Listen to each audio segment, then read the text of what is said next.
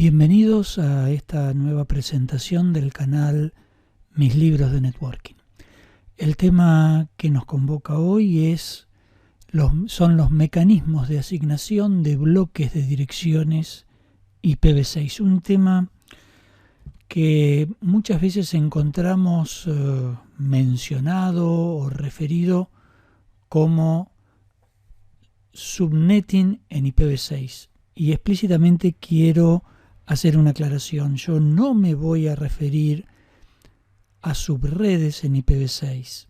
Prefiero usar el término de asignación de bloques de direcciones a segmentos de red, no a subredes. Si bien segmento de red y subred en alguna situación pueden ser sinónimos.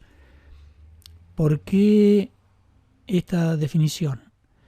Porque en muchos casos el término subredes en muchos de nosotros evoca automáticamente los mecanismos de diseño de subredes propios del direccionamiento IP versión 4.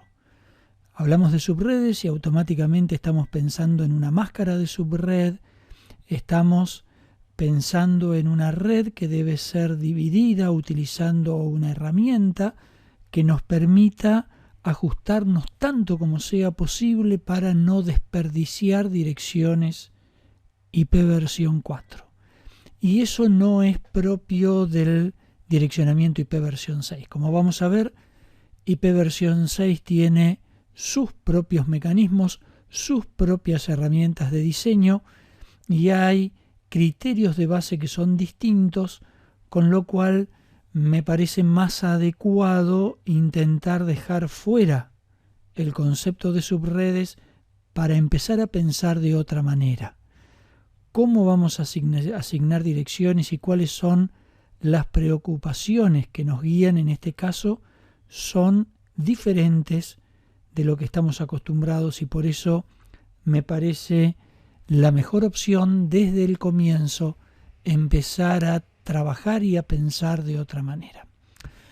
El objetivo de esta presentación es revisar los criterios que utilizamos para la asignación de bloques de direcciones globales IPv6 en redes corporativas, si bien vamos a estar hablando también de otros tipos de direcciones de únicas en IPv6. El temario que me propongo recorrer es primero hacer un rápido resumen de los diferentes tipos de direcciones IPv6. Aquellos que no tengan este tema del todo claro, les sugiero ver las otras presentaciones sobre IP versión 6 que hay en este canal y revisar los artículos que he publicado oportunamente en el blog. Después vamos a revisar el mecanismo de asignación de bloques que se está usando en este momento, tanto desde IANA hacia los service providers, como también desde los service providers hacia sus clientes. Vamos a revisar las particularidades del direccionamiento IPv6 para entonces poder entender lo que he llamado criterios de asignación de bloques internos, es decir, cómo vamos a asignar direcciones dentro de la organización, tomando como base una red corporativa. Finalmente vamos a revisar un ejemplo, a ver si nos ayuda a comprender mejor de qué estamos hablando. Entonces, a modo de repaso, ¿cuáles son los diferentes tipos de direcciones que prevé el protocolo IPv6? En principio, IPv6 prevé tres tipos de direcciones: direcciones de únicas, direcciones de multicast y direcciones de anycast. No hay previstas en IPv6, y esto ya lo habrán escuchado, direcciones de broadcast. No hay más broadcast en IPv6. Ahora bien, dentro de las direcciones de únicas hay otra vez tres tipos de direcciones de únicas. Las direcciones globales, que son las que se utilizan para establecer comunicaciones a nivel global, es decir, sobre Internet. Direcciones de únicas link local, que son aquellas que se asignan automáticamente, se autoasignan todos los puertos que tienen habilitado el protocolo IPv6. Otro principio básico aquí es: todo puerto se autoasigna una dirección link local al momento de entrar en operaciones al protocolo. Y también tenemos direcciones de únicas unique local que permiten establecer comunicaciones internas dentro de la red local, no hacia Internet. En términos generales, hay rangos de direcciones para cada uno. Las direcciones únicas globales, las que se están asignando en este momento, ahora después cuando veamos los mecanismos de asignación quizás comprendamos un poco más, en este momento las van a ver, todas inician en 2, porque el rango de direcciones que ha previsto IANA para esta asignación inicial es 2000 en el primer campo de la dirección /3. Las direcciones unique local las van a distinguir porque todas inician como FC o FD. El rango reservado para esto es FC00/7. Y las direcciones link local todas inician FE08, y el rango reservado para estas direcciones es FE08/10. Las direcciones globales de únicas tienen una estructura general jerárquica de 3 niveles. Prevén un prefijo global que identifica a la red en Internet, un prefijo local que permite la división interna de la red y los últimos 64 bits que se denominan ID de interfaz y son los utilizados para identificar al puerto dentro del segmento de red. Entonces, repitiendo, una dirección global es una dirección jerárquica de 3 niveles que tiene un prefijo global que identifica a la red corporativa dentro de todo Internet, un prefijo local que identifica el segmento de red dentro de la red corporativa y un ID de interfaz. Las longitudes recomendadas para cada uno de estos, no obligatorias, son 64 bits para el ID de interfaz, 16 u 8 bits para el prefijo local y 48 o 56 bits para el prefijo global. Ese prefijo global, a su vez, está constituido por 32 bits que identifican al service provider. Hay algunos service providers que utilizan menos bits para su ID, y 16 bits que identifican la red del cliente dentro de la red del service provider. Esta estructura es muy importante porque el primer punto hacia el cual apunta IPv6 es solucionar el problema de los requerimientos de recursos para el mantenimiento del enrutamiento de Internet. Hablando de otra manera, lo que intenta IPv6 es reducir todo lo posible el tamaño de las tablas de enrutamiento para reducir la cantidad de procesador y de memoria que requiere su mantenimiento. Con esta estructura, toda la red corporativa está identificada dentro de la tabla de enrutamiento del service provider con un prefijo de 48 bits, y toda la red del service provider está identificada en el resto de Internet con una ruta a un prefijo de solamente 32 bits. Esto permite entonces una sumarización muy clara que apunta a reducir el tamaño de las tablas de enrutamiento. Vayamos al identificador de interfaz, que es uno de los que nos preocupa. Obviamente, el identificador de interfaz debe ser único dentro del segmento de red. Generalmente tiene una longitud de 64 bits, es la longitud recomendada por la IETF. Como siempre, acá las longitudes son recomendadas. Dentro de esos 128 bits podría tener menos de 64. Y hay dos mecanismos de asignación automática disponibles para generar IDs de interfaz, que son los mecanismos EWI64 y el ID privado de interfaz. Ahora los revisamos un poco más. En términos generales, si yo tengo que asignar direcciones IP, tengo como tradicionalmente dos mecanismos: la asignación estática y la asignación dinámica. La asignación dinámica, tenemos el DHCP versión 6 tradicional, que es la versión actualizada del DHCP que conocemos trabajando en IP versión 4, y acá se introduce una novedad que es el mecanismo de autoconfiguración stateless, que permite que en todo segmento, toda terminal pueda autoconfigurar una dirección IPv6 tomando como punto de partida el prefijo del segmento que está siendo publicado por el router o gateway.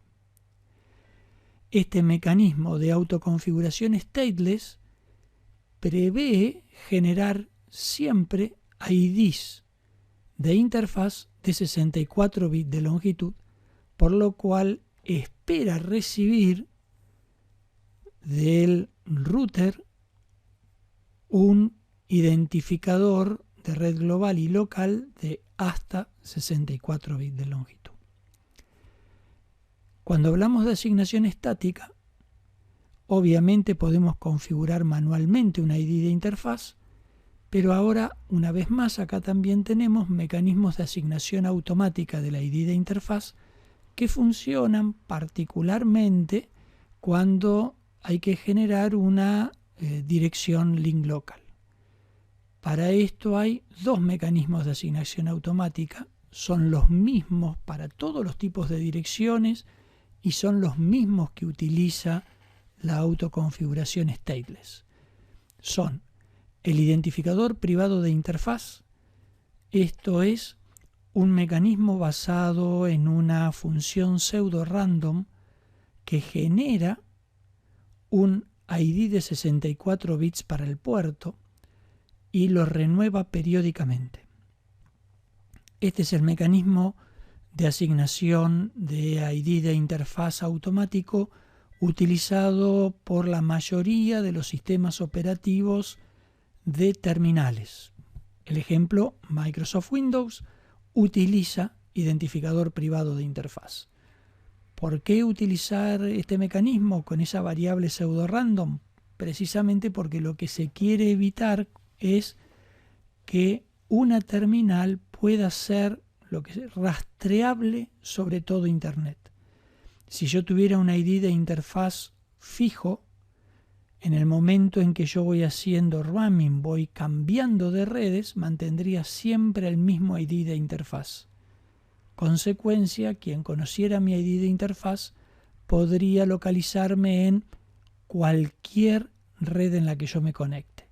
De esta manera, como se genera con una variable pseudo random, es imprevisible cuál es el ID de interfaz que voy a tomar y consecuentemente no se puede rastrear. Adicionalmente, cambia cada vez que me conecto y si mi conexión se prolonga por mucho tiempo, puede también modificarse a lo largo del tiempo sin necesidad de reiniciar la conexión.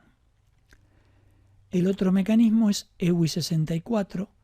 EWI64 es el mecanismo utilizado generalmente por los sistemas operativos de los dispositivos de infraestructura, es decir, routers, switches, access points, etc. Es el mecanismo utilizado por Cisco iOS y en este caso lo que se hace es derivar un ID de 64 bits de la dirección MAC del puerto que tiene 48. Al derivarse de la MAC, este ID de interfaz es siempre el mismo, es estable y es en términos generales el que se utiliza, por ejemplo, en los protocolos de enrutamiento para la identificación de los dispositivos vecinos. ¿Cómo es el mecanismo por el cual se definen cuáles son los bloques de direcciones disponibles que va a utilizar un organismo regional, un service provider, etcétera?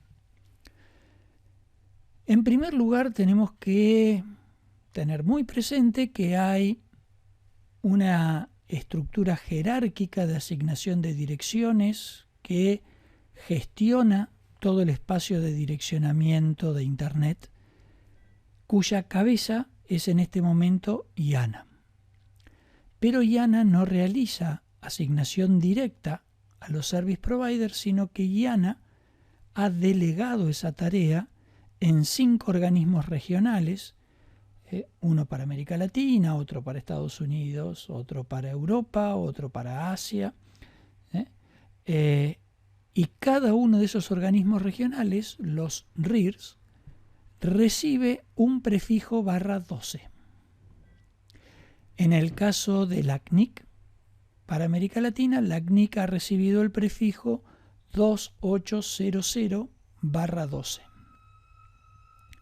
De ese prefijo /12 que recibe el organismo regional de asignación, el organismo le asigna a cada service provider que solicita espacio de direccionamiento un prefijo /32. De allí que cada service provider se está identificado con un prefijo /32. El service provider internamente es el que decide cómo maneja ese espacio de direccionamiento. Los criterios generales sugeridos por la IETF y manejados por muchos de los service providers son: cuando se trata de clientes corporativos, asignar prefijos /48, si son empresas pequeñas, /56. Para clientes residenciales, redes ADSL, de cable módem, asignar prefijos /64. Y para conexiones de dial-up, utilizar prefijos /128. Este slide es para que posicionemos en la totalidad del espacio de direccionamiento. La torta de la izquierda representa el espacio total de direccionamiento IPv6, el cual se ha dividido inicialmente en 8 porciones, ¿sí?, tomando como base los 3 primeros bits. Por eso hace un rato dije las direcciones actuales que está asignando IANA se están tomadas del prefijo 2000/3. ¿Sí? Ese es el espacio actual asignado por IANA, lo cual significa que en este momento estamos todavía trabajando sobre la 8ª parte de las direcciones IPv6 disponibles. De todo ese espacio de direccionamiento, que es muy grande, IANA en este momento está asignando a cada organismo un prefijo /12. Si están interesados en ver qué es lo que está asignando IANA en este momento, hay un post publicado en el blog. Ahí pueden ver detalle con más claridad. IANA ha reservado prefijos /7 para cada organismo regional, y de esos prefijos /7 en este momento está asignando prefijos /12 a los organismos regionales de asignación. La CNIC tiene en este momento, está asignando del 2800/12. Es el que está asignando actualmente. La CNIC de ese espacio a su vez asigna un /32 para el service provider y el service provider asigna a su cliente, a una empresa X, un prefijo /48. Esto quiere decir que este prefijo /48 identifica al cliente dentro de todo Internet. Que este prefijo de 32 bits identifica al service provider dentro de todo Internet. A su vez, hacia adentro de la empresa, se puede este prefijo /48 dividirlo internamente y la recomendación es hacerla utilizando prefijos /64. De esta manera estamos reservando el cuarto campo de las direcciones IPv6 para identificar los segmentos locales. ¿Sí? Si yo miro dentro del direccionamiento de mi organización y se siguen todas las recomendaciones de la IETF, los dos primeros campos que forman la dirección IP, en este caso 28000DB8, identifican al service provider.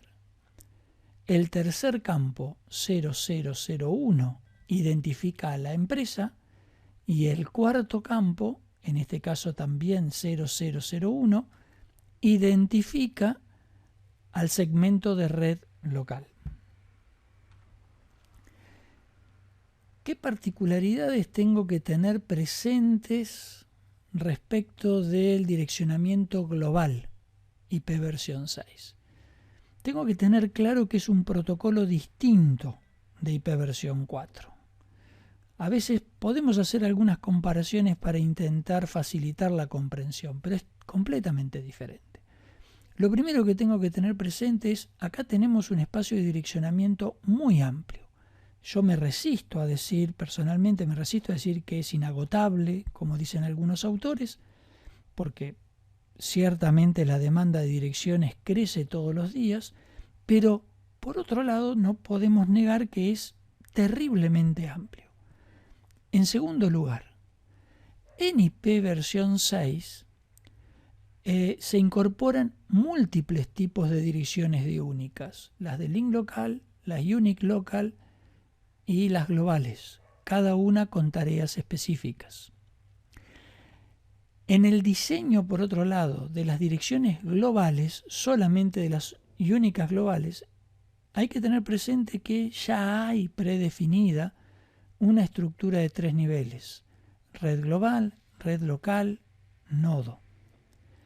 La nomenclatura estándar adoptada por las direcciones son 32 dígitos hexadecimales divididos en 8 campos de 4 dígitos cada uno, y aparecen estos nuevos mecanismos de asignación de direccionamiento y de ID de nodo que mencioné antes. ¿Cuáles son las recomendaciones entonces? En primer lugar, se le recomienda a los service providers que el identificador de red global que se entrega a las empresas sea de 48 a 56 bits de longitud. Explícitamente se habla de 48 y 56. Hay service provider que también para redes muy pequeñas asignan prefijos de 60 bits. Pero la recomendación de la IETF habla de 48 o 56 bits de longitud. Segundo, se sugiere que el identificador de red local sea un /64, de modo que en una red corporativa tengo 8 bits o 16 bits para identificar el segmento local. Miren, si lo ponen en términos de las viejas subredes, ustedes pueden tener internamente 256 segmentos cuando les asignan un prefijo /56, o 65.536 segmentos cuando les asignan un prefijo barra 48. Usando 8 bits obtienen 256 segmentos, usando 16 bits obtienen 65.536. Se sugiere que los últimos 64 bits se reserven para el identificador de nodo. ¿Por qué 64 bits para el host? Lo cual, desde nuestra perspectiva tradicional, parece muchísimo. Lo que hay que tener presente es que una de las innovaciones importantes que se introducen es la generación automática del identificador de nodo dentro del segmento, sin necesidad ni de configuración manual, ni siquiera de DHCP versión 6. Esos son los dos mecanismos de los cuales venimos hablando, EWI64 y ID privado de interfaz. En los dos casos, el ID de interfaz que se genera es de 64 bits de longitud. Si ustedes no dejaran 64 bits para el ID de nodo, ninguno de estos dos mecanismos puede ser utilizado. Y estos dos mecanismos están presentes en toda implementación de IP versión 6 porque son mecanismos propios del protocolo. Para que nos entendamos, yo en IP versión 6 puedo tener asignación automática de direcciones IP sin necesidad de montar un servidor de DHCP ni ningún recurso adicional. Solo necesito la presencia de un router. ¿Por qué? Porque en la definición de IPv6 del router está considerado el mecanismo de autoconfiguración stateless. Pero el mecanismo de autoconfiguración stateless va a usar ID privado de interfaz o EWI64 y por lo tanto necesita que dejemos 64 bits para el ID de interfaz. Para quienes estamos acostumbrados a la escasez de IP versión 4, en IP versión 4 estamos acostumbrados a administrar la escasez de direcciones y por lo tanto el objetivo es desperdiciar lo menos posible direcciones IP y ser lo más eficiente en la gestión de las direcciones. Por eso nos resulta extraño trabajar con un ID de nodo de 64 bits que parece absolutamente excesivo. En IPv6, la perspectiva de diseño es completamente diferente. En IPv6 no estamos gestionando la escasez de direcciones. Lo que tenemos que gestionar en IP versión 6 es la escasez de recursos de hardware, procesador, memoria y ancho de banda. Por lo tanto, lo que buscamos es funcionalidad y eficiencia en el enrutamiento, tablas de enrutamiento más cortas, que sean más estables y que puedan mantenerse con menos recursos. Ese es nuestro objetivo en IP versión 6. Entonces, criterios para manejar la asignación interna de bloques de direcciones. Criterios básicos. Primero, utilicen prefijos /64 para identificar cada segmento de red local. Esto le va a permitir usar autoconfiguración en los puertos que no soportan o no quieren implementar DHCP versión 6 y les va a permitir operar con DHCP versión 6 sin complicaciones, porque también hay que tener presente que algunos clientes de DHCP versión 6 solo soportan prefijos /64, con lo cual solucionan cualquiera de estos dos inconvenientes.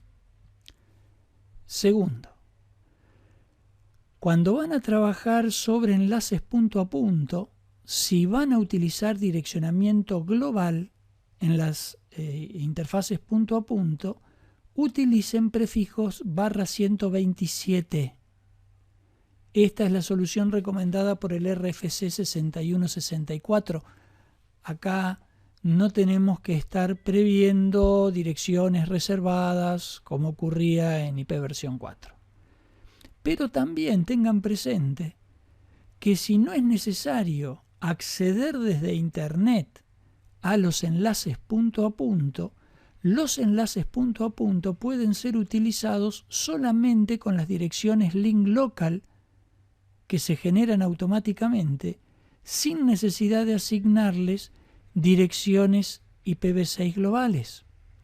Estas son direcciones estables, se integran en la tabla de enrutamiento, de hecho son las que la tabla de enrutamiento utiliza como direcciones del próximo salto.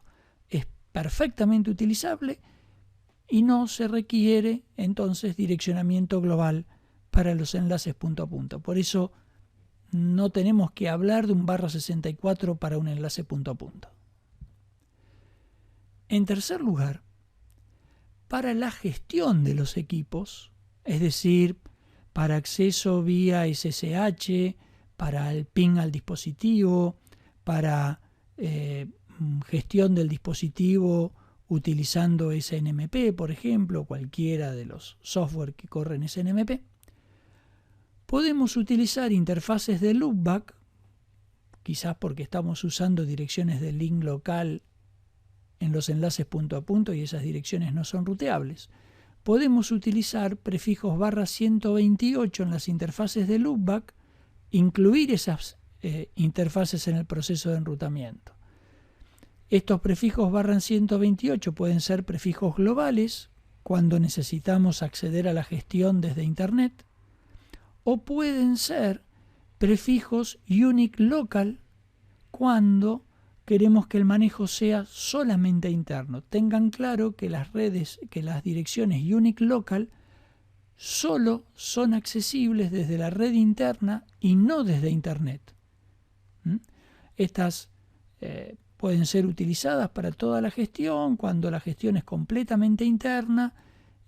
Tenemos nuestro segmento de la red de gestión, todos los equipos trabajando con direcciones unique local.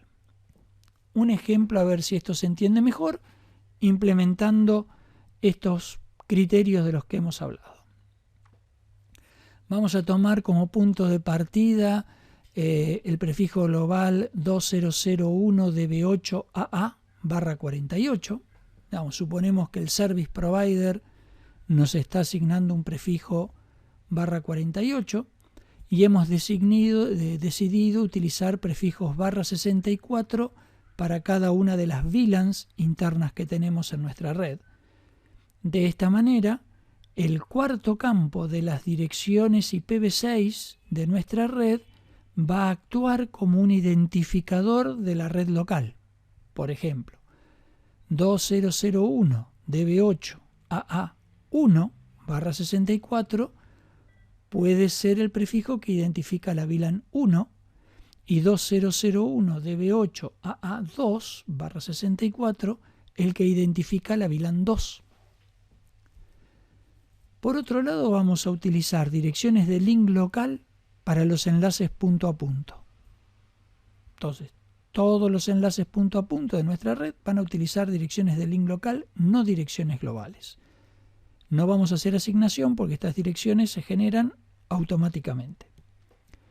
Y vamos a utilizar el bloque de unique local fd00AAA/64 para identificar las interfaces de loopback que después vamos a usar para la gestión usando prefijos /128. Entonces, si miramos el direccionamiento de los segmentos locales o de nuestras VLANs, cada VLAN va a tener asignado un prefijo, tiene asignado un prefijo /64, va a asignar un ID de nodo automáticamente a cada una de las terminales. Le vamos a asignar a la interfaz VLAN, que en este caso va a estar en los switches capa 3, manualmente un ID para que sea más administrable, y en este caso vamos a asignarles el ID 1 de nodo o 2 para hacerlo coincidir como quieran con la VLAN. De este modo, cada VLAN está representada por un prefijo /64 y los switches que estamos teniendo ahí publican hacia el router cada uno todos los prefijos /64 que corresponden a todas las VLANs que tienen conectadas. De esta manera, el router aprende las rutas a cada una de las VLANs que tiene dentro de la red. Pero el router publica hacia el service provider solamente un prefijo, que es el prefijo /48 que ha sido asignado por el service provider. De esta manera yo puedo tener hasta 65.536 VLANs internas dentro de mi red y publico una sola ruta hacia el service provider o hacia internet. Respecto de los enlaces punto a punto, voy a utilizar las direcciones de link local para identificarlos. Estas se van a generar automáticamente, van a empezar como FE80 y después la derivará a partir de la MAC. Estas direcciones no son ruteables, no se incluyen en la tabla, no hay rutas hacia los enlaces remotos, pero tampoco los necesito para las funciones de enrutamiento. Y finalmente, a cada uno de los dispositivos le asigno en la interfaz de Loopback una dirección unique local del rango que elegimos, FD00AAAA, y el ID que pongamos manualmente utilizando prefijos /128. Estos prefijos /128 sí hay que incluirlos dentro del proceso de enrutamiento para que podamos acceder remotamente a cada uno de los dispositivos. Si quieren profundizar estos temas, entrar en detalles, sugiero el manual que publiqué con EduBooks hace poco más de un mes, Protocolo de Internet versión 6, versión 3.1.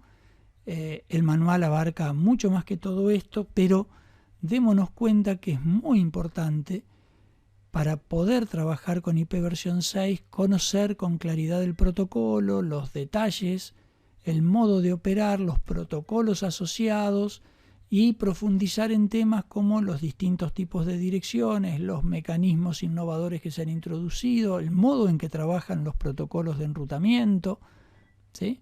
Y entonces recién ahí ver los modelos de implementación.